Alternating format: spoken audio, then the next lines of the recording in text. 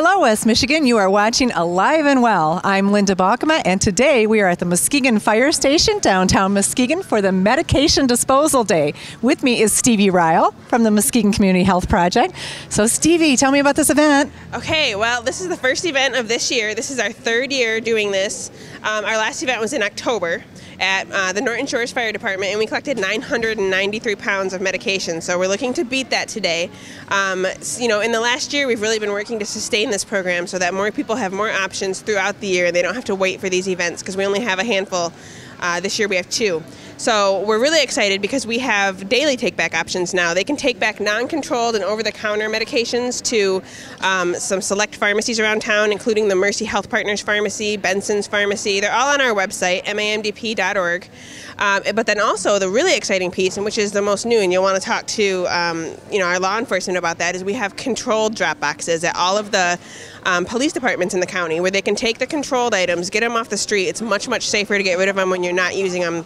Causes a lot of break-ins. People are overusing them, overdosing. So very exciting. That is very exciting. Well, thank you so much for telling me all about the program. There's a lot going on here today. I am totally impressed with how much has already been brought in this morning. It's amazing. Nuts. These cars pull up and they just hand over bags. There's people that have brought a lot of end-of-life medication, morphine. So, yeah. We get some pretty incredible stories. Our first year that we did this, we actually had an email sent to us through our website from a father who just was really giving us a lot of accolades about the program. He'd had a son who a few years before had overdosed on some medications that were in his home, and he was a very big fan of getting the medications out of the home, disposing of them safely so your environment isn't affected, public safety is increased, and they're off the street.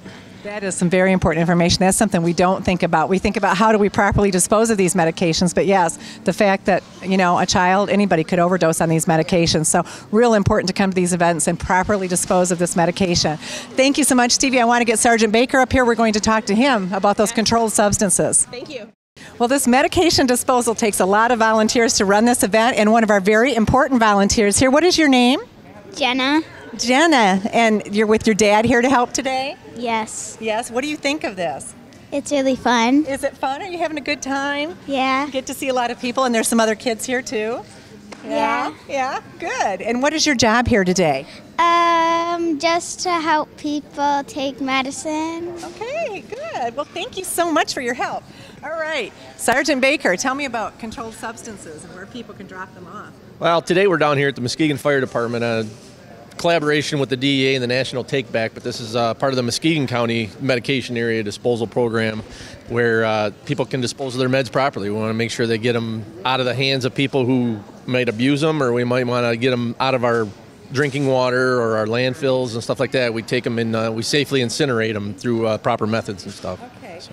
And Stevie Riel was telling me there's also some places at the local police departments to drop off controlled substances? Yes, through several grants, one of which was through the Muskegon Community Foundation. We've secured boxes. They're strong boxes, like a mailbox, where it's a one-way drop. And law enforcement has a key to that, and people can come to any of the police departments in Muskegon County, and they can drop off medications all throughout the year, not just on the take-back days like today. Okay. Now, it's important, I suppose some people might be afraid to come in and drop those off. Is it anonymous? It's completely anonymous. We'll take anything that people want to drop off. If it's illegal drugs that they want to get out of their house, or if it's controlled medication that they're worried about storing at their house, or just they want to safely get rid of their medications out of their house, they just walk right in, drop it off. There's nothing they have to do more than that. Just drop it off. Wow, well, thank you so much. And this is a great day, great turnout. A little cold out here today, but lots of cars coming through. So it's amazing to see how many people. Thank you, and thank you. With me is Detective Brian Harris from the Muskegon County Sheriff's Department. And Brian, tell me about your role here today. Well, I'm a detective with the Sheriff's Department and the evidence officer. And someone has to take control of all these medications, dollar value, and, they can't end up in the wrong hands. And Captain Poulin from the Sheriff's Department's been involved from day one, and thank God he nominated me to be the evidence guy. So we're required to have a police officer at all these events, and at the end of the day, I take control of these and bring them back to our evidence vault and secure them until they can be disposed of. So pretty much have been at almost all of these events, at least at the end, because they get piled into my van and transported over to the Sheriff's Department.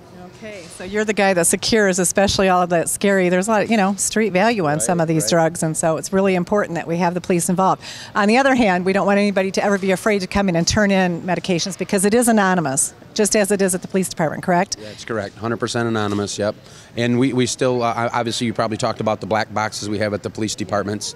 I take care of those when they get full. Each department is directed to call me, and I will stop out at I think there's 10 of them total in Muskegon.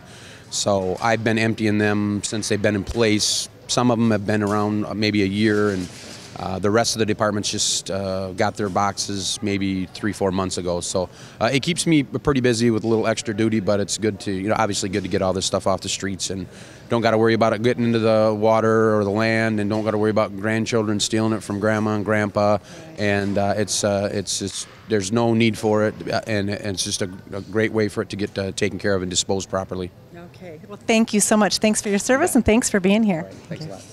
With me now is Joe Graftema, and Joe, you are a pharmacist at Mercy Health Partners? That is correct. And which pharmacy do you work at? I actually work at both campuses, at the Mercy campus and the Hackley campus. Okay, and tell us your job here today. My job here today is to oversee some of the controlled substance take-back. Basically, with the controlled substances, we log and inventory them all in for law enforcement. Okay, so every controlled substance that comes in gets opened, the bottle or the package gets opened, and you count each pill, is that correct? Correct. What we've done to the events at this point is, for the non-controlled substances, we've basically taken back just an estimate of the number of tablets that we've had. For the controlled substances, however, we do count each dosage form that we get back, so we know exactly how much that we take back. Okay. Can you tell me, I'm not real familiar with everything that's a controlled substance. I believe like a lot of pain medications such as Vicodin, which also has a generic name. Sure. And people might not recognize it in their medicine. Sure. There's a lot of pain medications. Vicodin, Norco, hydrocodone is the generic name, the $2 word for that. Yes. Morphine, OxyContin are other pain medications. Also a lot of ADHD medications, Adderall, Ritalin types of medications. Yep. Anxiety medications, Ativan, Valium. So yeah, we'll learn something new every And day. I didn't know that about Ativan. I know my father at the end of his life was on Ativan for anxiety purposes, and I never realized that was a controlled substance. So it's good to know. So bring all of those and your uncontrolled substances, get them in, dispose of them properly, do what's right for the environment, what's safe for your home, prevent people from stealing, prevent people from overdosing. You don't want the grandkids or anybody to get into those. You don't want to flush them down the toilets. So Absolutely not. Absolutely Nope. not. Well, thank you so much for your work here today. Really appreciate it. Thank you very much.